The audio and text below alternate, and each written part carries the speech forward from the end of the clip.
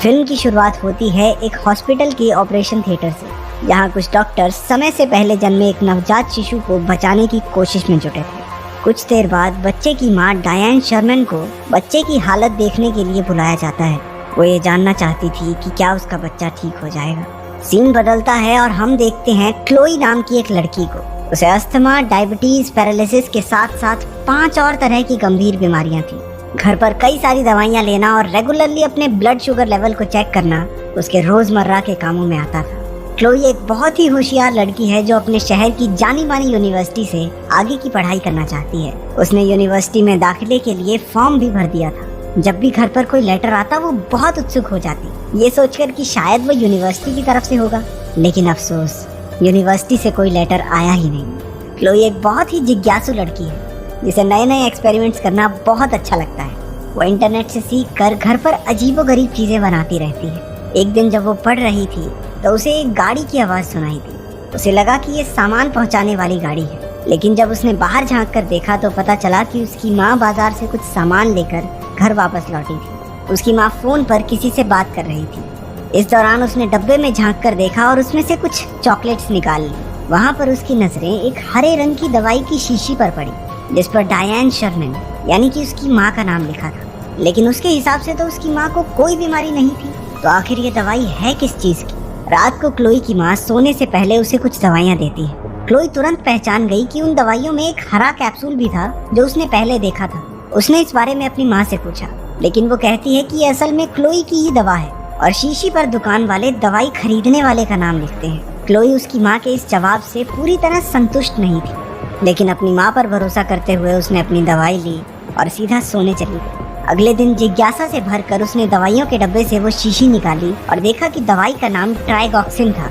लेकिन उसे ये बात बड़ी अजीब सी लगी कि उस दवाई की शीशी पर अब उसका नाम लिखा था। लेकिन जब उसने वो स्टिकर उतारा तो पीछे डायन शर्मन का ही नाम था। उस रात सोने से पहले क्लोई को वही सारी दवाइयाँ फिर से दी गई, लेकिन इस बार क्लोई ने वो हरी गोली निगली नहीं और बाहर निकाल कर जाँच के लिए अपने पास रख ली। उसकी माँ के सोने के बाद क्लोई जल्दी से नीचे गई और अपने कंप्यूटर में ट्राइगॉक्सिन के बारे में जानकारी ढूंढने लगी। हालांकि उसे कुछ पता नहीं लग पाया क्योंकि इंटरनेट में कुछ प्रॉब्लम थी। कंप्यूटर चलाते वक्त उसे ये एहसास नहीं हुआ कि कोई कमरे के कोने से उसे देख रहा था। जब उसके पास कोई और तरीका नहीं बचता तो क्लोई अनजान लोगों को फोन करके उन्हें कहती है कि इंटरनेट से देखकर उसे ट्राइगॉक्सिन के बारे में बताएं।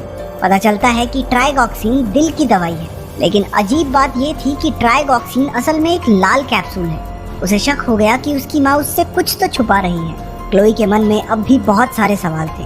घर से बाहर निकलने के लिए उसने अपनी माँ से फिल्म देखने के बारे में पूछा। जब वो सिनेमा हॉल में थे तो क्लोई ने डायन से पूछा कि उसे टॉयलेट जाना है। वो थिएटर से निकलकर पास की दवाइयों की दुकान पर पहुंची। वो केमिस्ट से अपनी माँ द्वारा दी गई हरी दवाई के बारे में पूछती है। वो जानना चाहती थी कि आखिर ये दवाई है किस लिए। केमिस्ट ने जब वो कैप्सूल देखा तो कुछ समझ नहीं पाई, क्योंकि वो दवाई असल में ट्राइगॉक्सिन थी ही नहीं, बल्कि वो राइडोकेन नाम की एक दवाई थी जो आमतौर पर कुत्तों के लिए इस्तेमाल की जाती है। ये सुनकर क्लोई हैरान रह गई। उसने केमिस्ट से पूछा कि अगर इंसान ये दवाई लेंगे तो क्या होगा। केमिस्ट ने जवाब दिया कि अगर कोई इंसान ये दवाई लेगा तो वो आधे या पूरे शरीर से पैरालाइज हो सकता है। डायन क्लोई को ढूंढते हुए भागती हुई उस स्टोर में आई और बेहोशी की दवा का एक इंजेक्शन क्लोई की टांग में लगा दिया। उसकी माँ उसे घर वापस ले आई। उसने क्लोई को कमरे में बंद कर दिया और खुद बाहर निकल गई एक नई लकवे की दवाई लेने, जो वो काफी समय से इंटरनेट पर ढूंढ रही थी। क्लोई ने उठने पर महसूस किया कि उसकी माँ ने उसे कमरे में बंद कर दिया था। क्लोई ने दरवाजे का ताला खोलने की कोशिश की, लेकिन उसकी माँ ने इस सब का अंदाजा पहले ही लगा लिया था और वो दरवाजे को एक लकड़ी से इस तरह बंद करके गई थी कि अगर वो लॉक खोल भी ले तो दरवाजा नहीं खुलेगा। पर क्लोई ने भी हार नहीं मानी। उसे साइंस का इस्तेमाल करके शीशे को तोड़ना आता था। वो अपने साथ एक कंबल, सोडर और मुंह में पानी लेकर निकल पड़ी। वो अपने कमरे की खिड़की से बाहर निकलकर जैसे तैसे रेंगती हुई दूसरे कमरे तक पहुंची। सोडर की गर्मी और पानी का इस्तेमाल करके उसने कांच को तोड़ दिया और कंबल को खिड़की पर डालकर आगे बढ़ी ताकि टूटे हुए कांच से अपने शरीर को बचा सके। खिड़की से अंदर आते ही उसकी सांस फूलना शुरू हो गई। वो अपना अस्थमा का पंप अपने साथ लाना भूल गई थी। क्लोई फिर भी जैसे तैसे रेंगते हुए अपने कमरे में पहुंची और अपना अस्थमा वाला पंप लिया। वो फौरन अपनी व्हील चेयर में बैठकर घर से बाहर निकलने के लिए चली, लेकिन उसकी माँ ने लिफ्ट को भी तोड़ दिया था। उसने बड़ी मुश्किल से अपनी व्हील चेयर को नीचे गिरा दिया और सीढ़ियों पर रेंग कर जाना शुरू किया। लेकिन अचानक वो फिसल कर सीढ़ियों से लुढ़क गई। वो धम से जमीन पर गिरी। उसने महसूस किया कि वो अपने पैर का अंगूठा हिला पा रही थी, क्योंकि काफी समय से उसने अपनी माँ की दी हुई दवाई नहीं ली थी। उसे यकीन होने लगा था कि उसकी माँ ही उसकी इस हालत की जिम्मेदार है। क्लोई फौरन अपनी व्हीलचेयर में बैठकर घर से बाहर शहर की ओर जाने वाली सड़क पर चली। तभी उसे एक गाड़ी के आने की आवाज सुनाई देती है। क्लोई को डर था कि ये उसकी माँ की गाड़ी होगी, इसलिए वो तुरंत झाड़ियों के पीछे छुप गई। पता चला कि वो गाड़ी डाकिया की थी, जो उनके घर एक चिट्ठी देने आया था। क्लोई अचानक से सड़क पर आई, जहाँ उसकी गाड़ी से टक्कर होते होते बची। पोस्टमैन भागकर गाड़ी से बाहर आया और उसने क्लोई से पूछा कि वो ठीक तो है। क्लोई ने सिर्फ इतना कहा कि मेरी मदद करो। जब डाकिया उसकी मदद कर रहा था, तब अचानक से उसकी माँ की गाड़ी उनके पास से गुजरी और उसने उन्हें देख लिया। डायन तुरंत पोस्टमैन के पास जाकर पूछने लगी कि क्लोई को क्या हुआ। वो अपनी बेटी को घर वापस ले जाना चाहती थी, लेकिन डाकिया उसे रोक देता है। वो कहता है कि क्लोई घर नहीं, पुलिस स्टेशन जाना चाहती है। डायन उसे धमकी देती है कि वो क्लोई का अपहरण करने के जुर्म में उसे पुलिस के हवाले कर देगी, लेकिन वहाँ पर फोन का सिग्नल ही नहीं था, तो डायन की सारी कोशिशें बेकार हो गई। वो ना चाहते हुए भी पोस्टमैन को क्लोई को अपने साथ ले जाने देती है, लेकिन इस शर्त पर कि वो भी साथ चलेगी। जब वो क्लोई को गाड़ी में बैठा रहा था, तो डायन ने पीछे से आकर उसकी गर्दन में बेहोशी का इंजेक्शन घूंप दिया। उसने क्लोई के साथ भी यही किया। जब वो जागी तो उसने अपने आप को घर के तहखाने में बंद पाया। उसे वहाँ एक काला पदार्थ दिखा, जो शायद उसकी माँ ने उसे पैरालाइज करने के लिए बनाया था। क्लोई वहाँ से बाहर नहीं निकल सकती थी, क्योंकि डायन ने उसकी व्हीलचेयर को जंजीर से बांध दिया था। क्लोई को वहाँ कुछ कागज दिखाई दी। पता चलता है कि यूनिवर्सिटी से उसके एडमिशन के बारे में कई सारे खत आए थे, लेकिन उसकी माँ ने उन सबको उससे छिपाया। वो बहुत निराश हो। उसके सामने उसके बचपन की कई तस्वीरें आई, जिनमें वो बिल्कुल तंदुरुस्त थी, उसके पैर बिल्कुल ठीक थे, वो चल सकती थी। इससे भी ज्यादा चौंका देने वाला कागज उसके हाथ लगा, जिसमें एक बच्ची के मरने की जानकारी थी। बच्ची का नाम क्लोई था, जिसकी मौत जन्म के 2 घंटे बाद ही हुई। वहाँ एक अखबार भी था, जिसमें क्लोई की मौत के दिन ही उस अस्पताल से किसी बच्चे को चुराने की खबर लिखी थी। ये पढ़कर क्लोई को बहुत बड़ा झटका लगा। वो समझ गई थी कि वो डायन की असली बेटी नहीं है, वो बच्ची है जिसे डायन ने उसके माँ बाप से चुरा लिया था। फिर दिखाया जाता है कि डायन के बच्चे को डॉक्टर्स बचा नहीं पाए थे, और इस वजह से डायन इतनी परेशान हो गई कि उसने अस्पताल से किसी और का बच्चा चुरा लिया। क्लोई ये सब पढ़ ही रही थी कि डायन तहखाने में आ गई। क्लोई ने उससे कहा कि वो उसकी असलियत जान चुकी है।